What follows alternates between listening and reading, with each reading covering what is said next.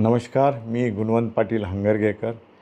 माधवराव पाटील शेळगावकर यांचा जीवन गौरव एक कार्यक्रम आहे आणि त्या कार्यक्रमामध्ये मी हजर राहणार आहे आणि म्हणून दोन शब्द त्यांच्याबद्दल बोलावं असं मला वाटलं, म्हणून मी दोन शब्द बोलतो आहे. भावांनो, माधवराव पाटील एक वेगळं व्यक्तिमत्व आहे. शेतकरी नेत्यामध्ये पुष्कळ मी नेते पाहिले, पण एक जमिनीतला नेता, मातीतून तयार झालेला नेता आणि एक पाटील, असं एक मोठा एक संगम आहे त्यांचा. आणि शेतकरी संघटनेत काम करत असताना हे आमचे सिनियर आहेत. म्हणजे मी शेतकरी संघटनेत मी खूप उशीर आलो, 1990ला जास्त माझी एंट्री झाली. पण त्याच्या अगोदर माधवराव पाटील शेळगावकर, विश्वनाथ पाटील हंगरगेकर हे जवळ मित्र म्हणून आलेले. माझ्या मोठ्या बंधूला देखील मला वाटते संघटनेत त्यांनीच घेऊन आले. आणि शरद जोशींसोबत ही मंडळी खूप बेसिक पद्धतीने काम केली. म्हणजे आम्ही एका काळी जमीनदार होतो किंवा मोठे शेतकरी होतो हे जरी खरं असलं तर या देशात कुठलाही शेतकरी हा मोठा शेतकरी नाही आहे. 54 एकरवाले सगळे शेतकरी आहे. पण मोठा शेतकरी म्हणून असं पाटील असल्यामुळं मोठे शेतकरी असं जरी नाव असलं तरी बेसिक शेतकऱ्याचे जे काही प्रश्न आहेत तर ह्याच मंडळींनी मांडली.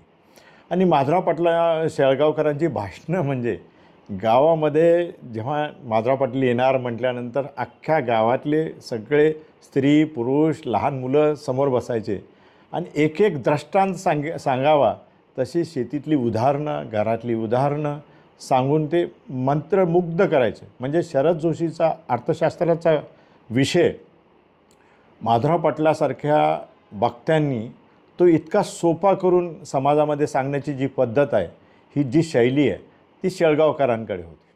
आणि असे नेते त्या काळामध्ये होते म्हणून संघटना खूप उदयास आली.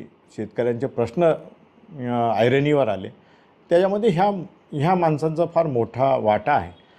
दुर्दैवाने राजकारणामध्ये अशा मंडळीला यश मिळत नाही, कारण राजकारण तर तुम्ही पाहताय की सगळं पैशाचं राजकारण झालेलं आहे.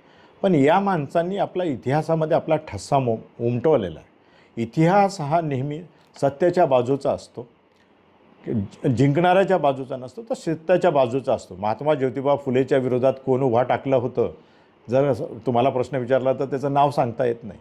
पण जे हरलेले महात्मा ज्योतिबा फुले आहेत त्यांचं नाव जसं इतिहासामध्ये आहे तसं माधवराव पाटील शेळगावकरांच्या सारख्या मंडळीचं नाव इतिहासात राहणार आहे.